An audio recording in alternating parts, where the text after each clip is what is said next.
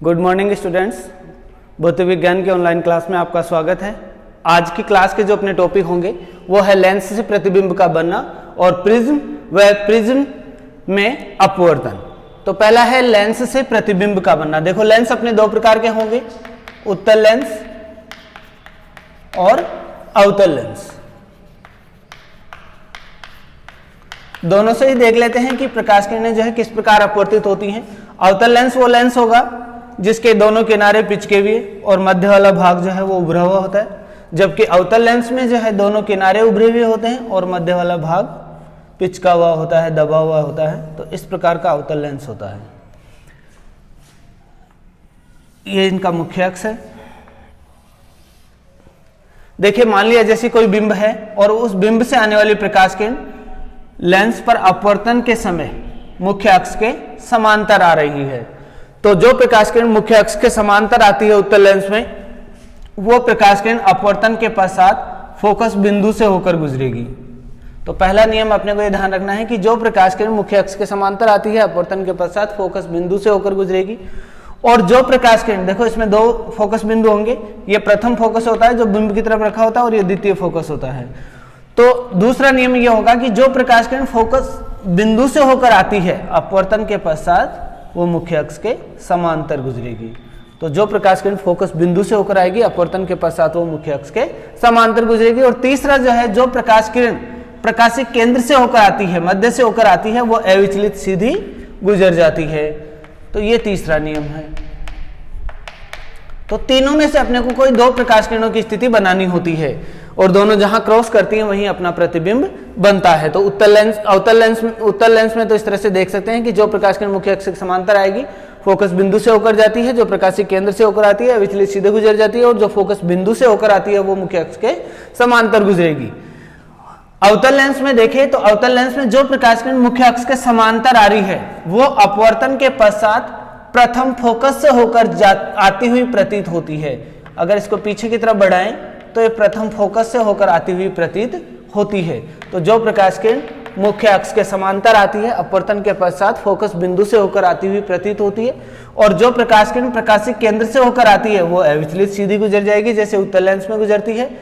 और इसमें जो प्रकाश किरण द्वितीय फोकस या फोकस बिंदु में आती हुई प्रतीत होती है, जैसे फोकस आगे बढ़ाएं इसको तो फोकस बिंदु में जाए, तो जो प्रकाश किरण फोकस बिंदु में आती हुई प्रतीत होती है अपवर्तन के पश्चात वो मुख्य अक्ष के समांतर गुजरेगी। तो इसको पीछे की तरफ बढ़ाएंगे तो ये यहाँ तीनों एक दूसरे को काट रही हैं जहां प्रतिबिंब बनता है। तो देखिए पहला जो मुख्य अक्ष के समांतर आएगी फोकस बिंदु से होकर जाती हुई प्रतीत होगी, जो फोकस बिंदु में आती हुई प्रतीत हो रही है, फोकस बिंदु से आती हुई प्रतीत होती है अपवर्तन के पश्चात फोकस बिंदु से ये मुख्य अक्ष के समांतर गुजरेगी, और जो प्रकाश किरण प्रकाशीय केंद्र से होकर आती है वह अविचलित सीधी गुजर जाती है। तीनों जहां एक दूसरे को काटती हैं वहां प्रतिबिंब बनता है। तो ये अवतल और उत्तल दोनों लेंसों में जो है आप जब भी प्रतिबिंब की स्थिति बनाएं तो इन तीनों में से जो है कोई भी दो प्रकाश किरणें जहां एक दूसरे को क्रॉस करेंगी वहीं आपका प्रतिबिंब बनेगा। अब छोटी क्लासों में आपने पढ़ भी लिया कि प्रतिबिंब जो है अनंत पर रखा हो तो कहाँ उसका प्रतिबिंब बनेगा, बिंब जो है अनंत और 2f के मध्य रखा हो तो कहाँ बनेगा। एक बार थोड़ा सा और आइडिया इसका देख लेते हैं। जैसे मान लो उत्तल लेंस की बात करें, अगर आपका बिंब अनंत पर रखा है तो प्रकाश किरणें एक दूसरे के समांतर आएंगी, और एक दूसरे के समांतर आएंगे तो वो सभी प्रकाश किरणें जो है फोकस बिंदु से होकर गुजरती हैं, यानी कि आपका प्रतिबिंब कहाँ बनेगा, फोकस बिंदु पर बनेगा। यदि आपका बिंब कहाँ रखा हुआ है, अनंत पर, तो अनंत पर रखे बिंब का प्रतिबिंब फोकस बिंदु पर बनता है। यदि मुख्य अक्ष के समांतर प्रकाश किरणें आ रही हैं तो वो बिंदु प्रतिबिंब बनेगा, और अगर कुछ कोण बनाती हुई आ रही हैं तो वो फोकस बिंदु पर ही बनेगा लेकिन बिंदु प्रतिबिंब नहीं बनेगा। वास्तविक बनेगा और फोकस बिंदु पर बनेगा, बिंब से छोटा होगा। तो ये स्थिति होगी फोकस की। अगर आपका बिंब ये प्रतिबिंब की, और अगर आपका बिंब जो है वो मान लिया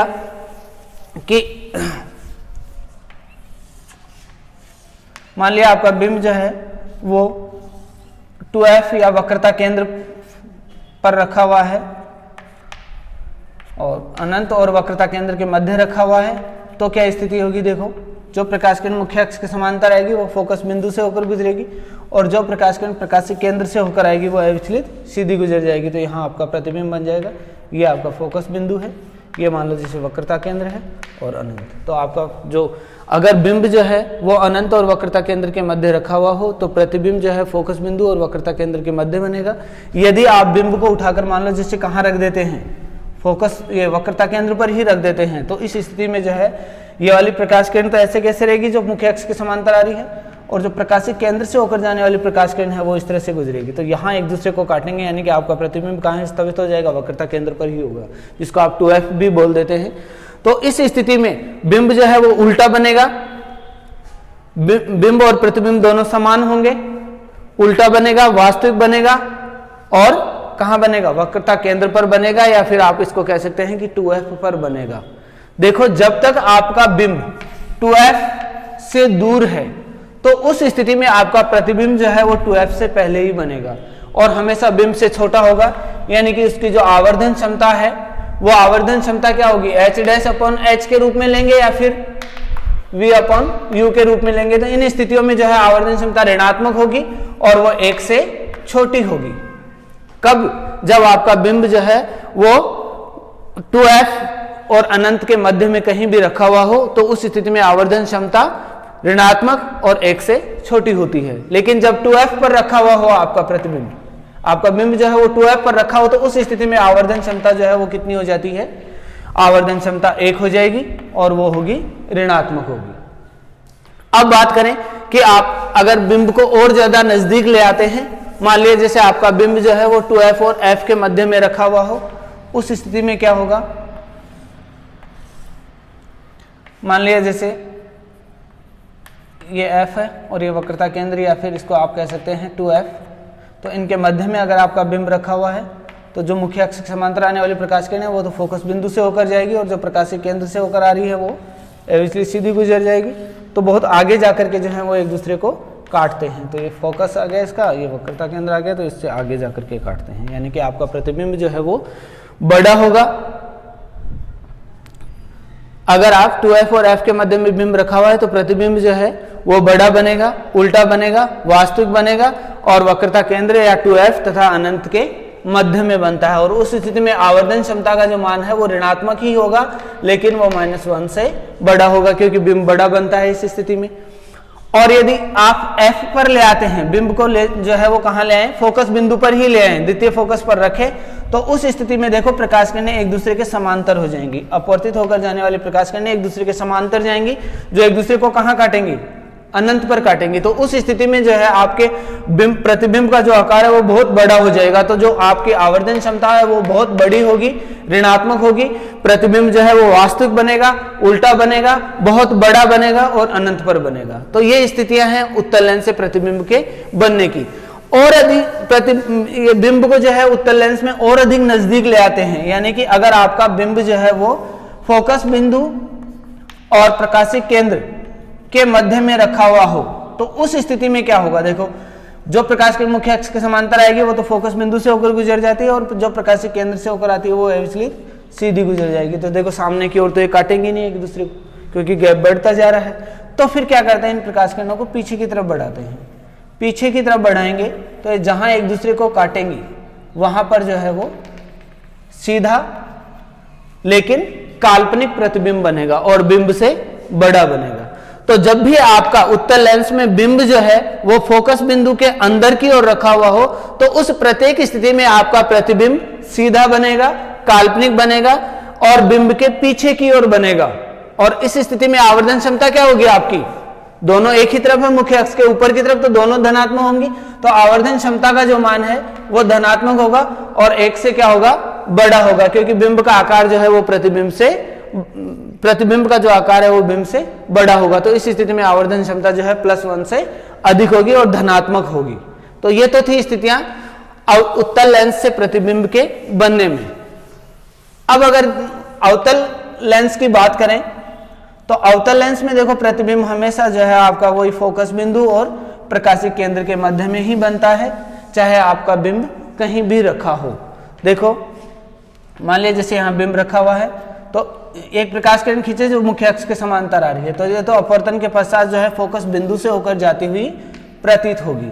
और दूसरी प्रकाश किरण ले लें, जैसे मान लो कि जो प्रकाश के केंद्र से होकर आ रही है तो वो एविजली सीधी गुजर जाएगी और जहां दोनों एक दूसरे को काटेंगी वहां आपका प्रतिबिंब बनेगा। तो ये मान लो जैसे फोकस बिंदु है, तो हमेशा आपका प्रतिबिंब जो है वो प्रकाश किरण को पीछे की तरफ बढ़ाने से बन रहा है, इसलिए काल्पनिक बनेगा। तो अवतल लेंस में हमेशा प्रतिबिंब जो है वो काल्पनिक बनता है, बिंब से छोटा बनता है और हमेशा फोकस बिंदु और प्रकाशीय केंद्र के मध्य में, यानी लेंस और फोकस बिंदु के मध्य में ही बनेगा, सीधा बनेगा, काल्पनिक बनेगा और बिंब से छोटा बनेगा। तो इसमें सभी स्थितियां यहीं पर होती हैं। तो ये था अवतल लेंस से प्रतिबिंब का बनना। तो ये अपना पहला टॉपिक था कि लेंस से प्रतिबिंब का बनना। अब देखो जो महत्वपूर्ण टॉपिक है आज का वो है प्रिज्म और प्रिज्म में अपवर्तन।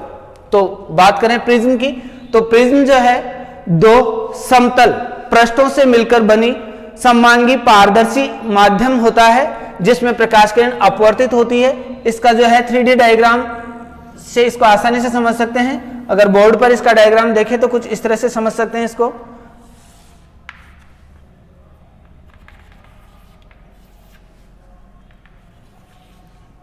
इसमें 3 जो हैं वो पृष्ठ होते हैं। इनमें एक पृष्ठ आधार का काम करता है और 2 पृष्ठ जो है वो अपवर्तक पृष्ठ का काम करते हैं। मान लिया जैसे ये A, B, C, D और E कोई प्रिज्म है, ये बिंदु मान लिया F। तो देखो इसमें आपके इस तरह से त्रिभुजाकार जैसे झोपड़ी होती है, कुछ उस टाइप की जो है वो आकृति होती है। इसमें देखें एक पृष्ठ है A, B, C, F, एक पृष्ठ है A, E, D, F। ये 2 पृष्ठ जो हैं वो अपवर्तक पृष्ठ कहलाते हैं। एक तो पृष्ठ है आपका A, B, C, F, व पृष्ठ A, F, D, E, ये दोनों तो हैं अपवर्तक पृष्ठ।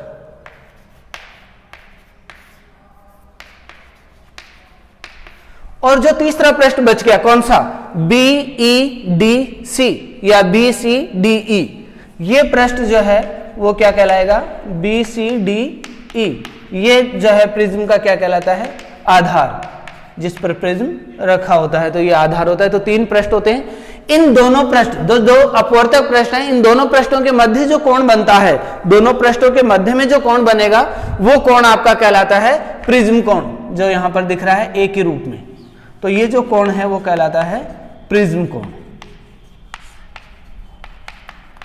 तो 2 अपवर्तक पृष्ठों से मिलकर बनी सममांगी पारदर्शी माध्यम की जो आकृति है जो वो कहलाती है प्रिज्म। और प्रिज्म के इस तरह से 3 पृष्ठ होते हैं, एक आधार होता है और 2 अपवर्तक पृष्ठ होते हैं।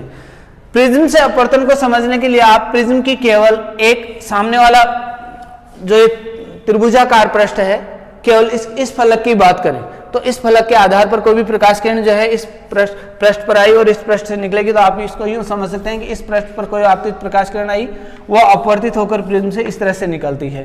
तो ये दोनों पृष्ठ जो हैं वो आपके अपवर्तक पृष्ठ होंगे और नीचे वाला जो है वो आधार होगा। तो अब आगे पढ़ते हैं प्रिज्म से अपवर्तन। देखो प्रिज्म से अपवर्तन किस प्रकार होता है, उसको आप कैसे समझ सकते हैं और प्रिज्म से अपवर्तन के लिए फॉर्मूला जो है वो आप कैसे व्युत्पन्न कर सकते हैं। बिल्कुल आसान सा है। मान लिया कि अपने पास कोई कैपिटल A प्रिज्म कोण वाला ABC एक प्रिज्म है। मान लिया ये कोई प्रिज्म है ABC, जिसमें आपके AB और AC पृष्ठ जो हैं वो अपवर्तक पृष्ठ हैं। तो इन दोनों के मध्य जो कोण बन रहा है वो कहलाएगा आपका प्रिज्म कोण। तो यहां पर पृष्ठ AB व AC क्या है, अपवर्तक पृष्ठ हैं और BC जो है वो प्रिज्म का आधार है। मान लिया कि कोई प्रकाश किरण जो है वो AB पृष्ठ पर आपतित होती है, तो AB पृष्ठ के लंबवत लाइन खींचे जो प्रिज्म का क्या इसका इस अपवर्तन के लिए किसका काम करेगा, अभिलंब का। तो ये अभिलंब है और ये कोई प्रकाश किरण आपतित हो रही है, ये अपवर्तित होकर प्रिज्म के अंदर गुजरती है। मान लिया आप जिस पारदर्शी माध्यम का प्रिज्म बना है उस प्रिज्म का, ये प्रिज्म है तो इसका जो अपवर्तनांक है वो मान लिया कितना है, म्यू है। प्रिज्म का अपवर्तनांक मान लिया कितना है, म्यू है। तो ये इस बिंदु पर अपवर्तन हो रहा है, तो ये अपवर्तन जो है वो मान लो कि डी बिंदु पर होता है, डी बिंदु पर अपवर्तन हो रहा है। प्रकाश किरण अपवर्तित होकर प्रिज्म के अंदर से गति करते हुए फिर दूसरे वाले पृष्ठ पर आपतित होती है। तो ये मान लो जैसे बिंदु ई है, तो बिंदु ई पर फिर से अपवर्तन होगा प्रकाश किरण का। यहां अपवर्तन मान लिया जैसे ये वायु है, बाहर की तरफ वायु है, तो यहां अपवर्तन वायु से प्रिज्म में या कांच में हो रहा है, और फिर यहां पर कांच या प्रिज्म से वापस वायु में प्रकाश किरण गुजरेगी। तो यहां भी अभिलंब खींचे, ये इस अपवर्तन के लिए अभिलंब का काम करेगा।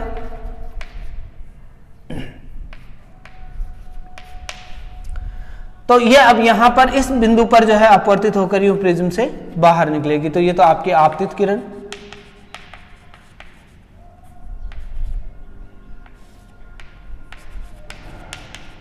और ये अपवर्तित किरण। अपवर्तित फिर इसको आप निर्गत किरण भी बोल सकते हैं, अपवर्तित या निर्गत किरण। देखो दो अपवर्तन हो रहे हैं। आपतित प्रकाश किरण अभिलंब के साथ जो कोण बना रही है वो मान लिया कितना है, आपतन कोण I है, और यहां जो अपवर्तन कोण होगा वो मान लेते हैं R1 है। फिर दूसरा जो अपवर्तन हो रहा है उसमें आपका ये अभिलंब के साथ बना जो कोण है वो मान लेते हैं R2 है, जो इस अपवर्तन के लिए क्या होगा, आपतन कोण होगा। और निर्गत प्रकाश किरण अभिलंब के साथ जो कोण बना रही है जिसको निर्गत कोण भी कहेंगे, या फिर इस अपवर्तन के लिए ये जो है अपवर्तन कोण होगा, जिसको आप ई से डिनोट करते हैं।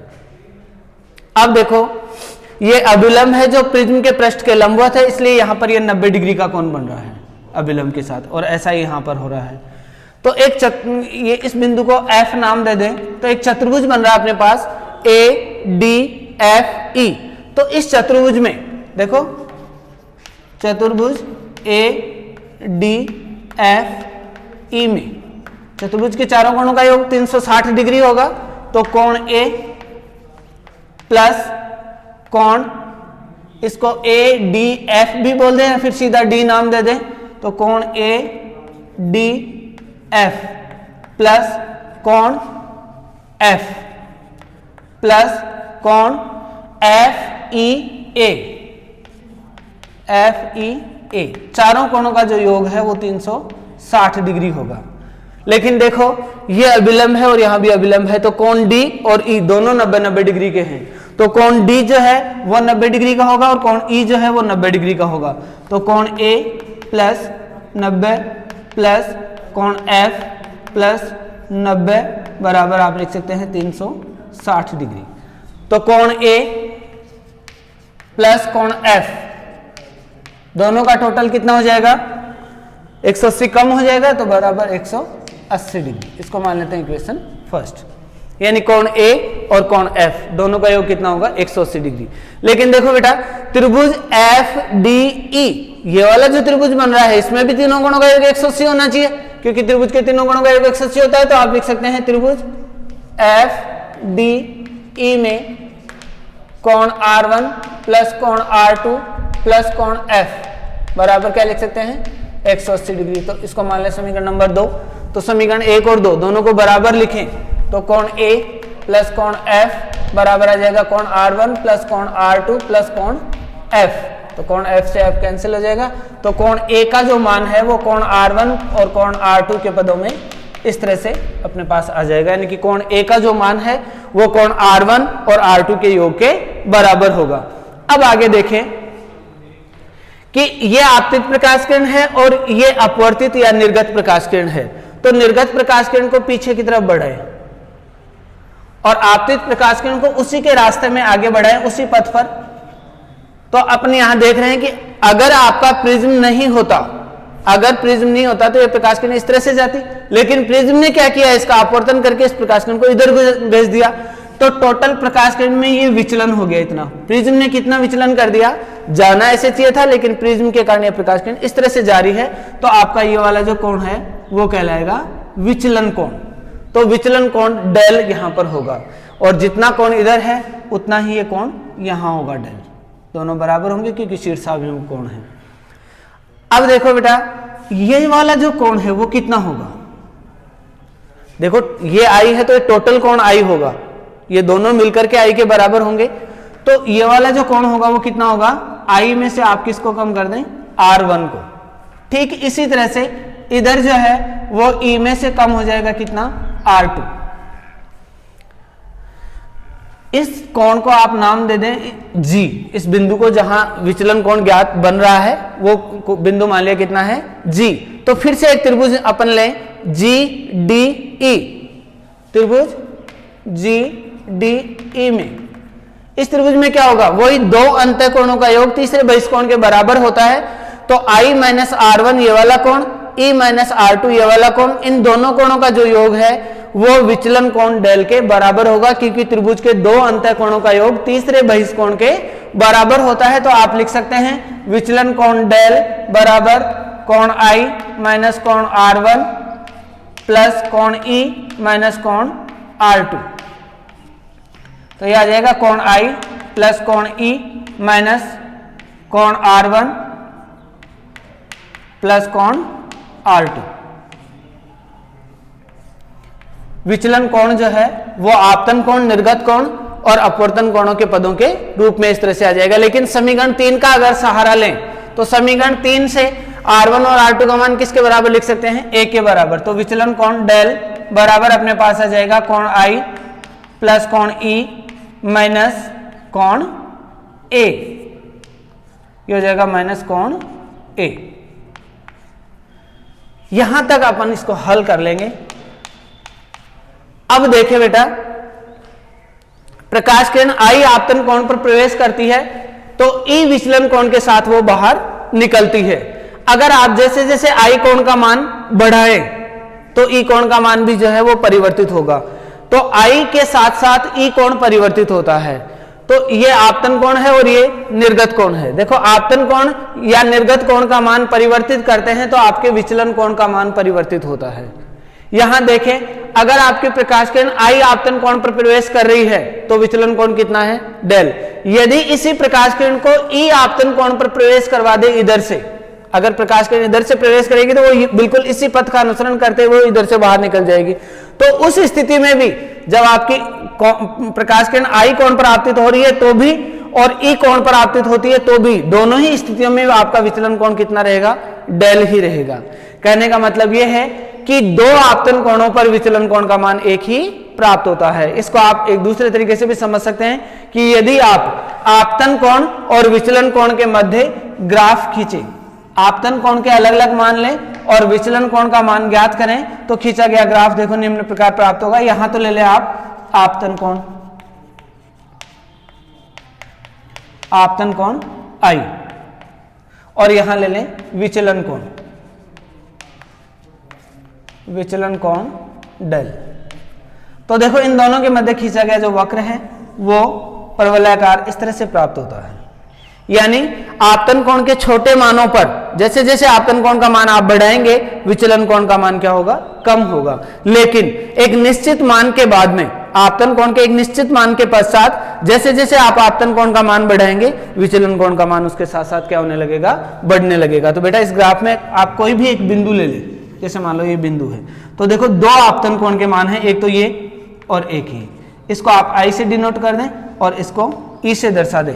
तो ये दो आपतन कोण हैं जिन पर आपका विचलन कोण एक ही है। लेकिन जो न्यूनतम मान है यहां पर देखो I और E यानी आपतन कोण का मान एक ही है और एक ही विचलन कोण का मान है जो क्या है, न्यूनतम है। तो न्यूनतम विचलन को आप डेल M से व्यक्त करेंगे। तो अगर आपतन कोण और विचलन कोण के मध्य ग्राफ खींचा जाए तो आपतन कोण का एक मान ऐसा प्राप्त होता है जिस पर एक ही विचलन, आपतन कोण का एक मान ऐसा होगा जिस पर विचलन कोण का मान क्या होगा, न्यूनतम। जब विचलन कोण का मान न्यूनतम प्राप्त होता है उस समय आपतन कोण का मान एक ही प्राप्त होता है अपने को। बाकी विचलन कोण के प्रत्येक मान पर दो आपतन कोण होंगे, यानी कि प्रत्येक दो आपतन कोणों पर विचलन कोण एक प्राप्त होता है। तो न्यूनतम विचलन की स्थिति में कोण I बराबर होगा किसके, E के। और यदि I और E दोनों बराबर होंगे तो उस स्थिति में R1 और R2 भी आपस में क्या होंगे, बराबर होंगे। तो डेल बराबर डेल M न्यूनतम विचलन की स्थिति में, इस स्थिति में जब विचलन कोण का मान क्या हो, न्यूनतम हो, उस स्थिति में आपका कोण I बराबर होगा किसके, E के, और अगर I बराबर होगा E के तो कोण R1 भी बराबर होगा किसके, R2 के। अब कोण R1 को R2 के अगर बराबर रख दे तो समीकरण 3 से क्या लिख सकते हैं आप, समीकरण 3 से R1 और R2 अगर बराबर हैं तो कोण A बराबर हो जाएगा कोण R1 प्लस R2 की जगह लिख दें R1, यानी कि आ जाएगा आपके कोण R1 बराबर कोण A बाई 2। R1 का जो मान है वो A के पदों में क्या आ जाएगा, 2R1 हो जाएगा, तो R1 बराबर A बाई 2। दूसरा रिलेशन यहां से देखिए समीकरण 4 से, तो समीकरण 4 से क्या आ जाएगा, देखो डेल का मान क्या लेंगे अब, डेल एम न्यूनतम विचलन, क्योंकि आप न्यूनतम विचलन की स्थिति में ये हल कर रहे हैं तो आई और ई दोनों बराबर होंगे, तो कोण आई और कोण ई को भी आप क्या लिख दें, आई ही लिख दें, माइनस कोण ए, ये आ जाएगा 2 कोण आई माइनस कोण ए बराबर डेल एम। तो कोण आई का मान क्या हो जाएगा, यहां से हल करेंगे तो कोण आई बराबर आ जाएगा कोण डेल एम प्लस कोण ए बटे 2, ये कोण आई का मान आ जाएगा और ये कोण आर का मान आ जाएगा। अब देखो बेटा बिंदु डी पर जो अपवर्तन हो रहा है उसके लिए स्नेल के अपवर्तन का नियम लगाएं। तो स्नेल के अपवर्तन के नियमानुसार आपतन कोण और अपवर्तन कोण की जाओं का अनुपात माध्यम के सापेक्ष अपवर्तनांक के बराबर होगा, तो म्यू बराबर क्या आ जाएगा, साइन आई बटे साइन आर, और आई और आर के मान रखें तो म्यू बराबर आ जाएगा साइन डेल एम प्लस कोण ए बटे 2 बटे कोण R1 का मान क्या होगा, कोण R1 का मान होगा साइन कोण ए बटे 2। ये है प्रिज्म से अपवर्तन के लिए सूत्र, जो आप बिल्कुल सिंपल सी मैथमेटिक्स से आसानी से ज्ञात कर सकते हैं, आसानी से इसको व्युत्पन्न कर सकते हैं।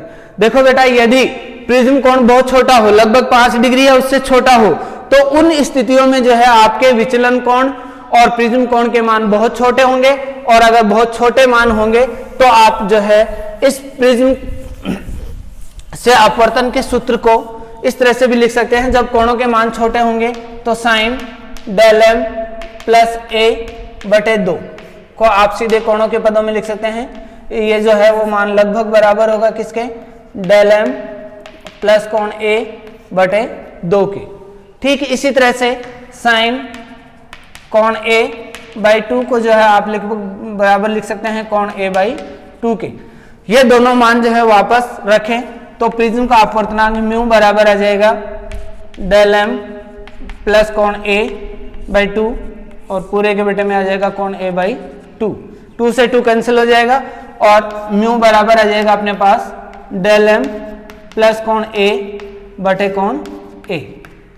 ये हो जाएगा म्यू बराबर डेल एम अपॉन कोण ए प्लस 1। इसको हल करें तो ये हो जाएगा अपने पास न्यूनतम विचलन कोण डेल एम बराबर आ जाएगा कोण ए म्यू माइनस 1।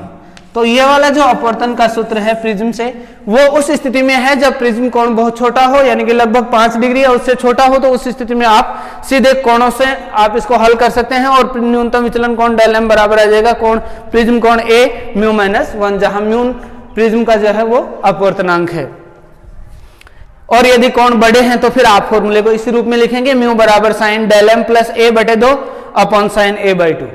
तो ये था प्रिज्म से अपवर्तन। आशा करता हूं आपको समझ में आया होगा। अब अपने अगली क्लास के जो टॉपिक होंगे वो है प्रकाश का प्रकीर्णन, प्रकाश का वर्ण विक्षेपण, इंद्रधनुष आदि, जो अपनी अगली क्लास में होंगे। Thank you.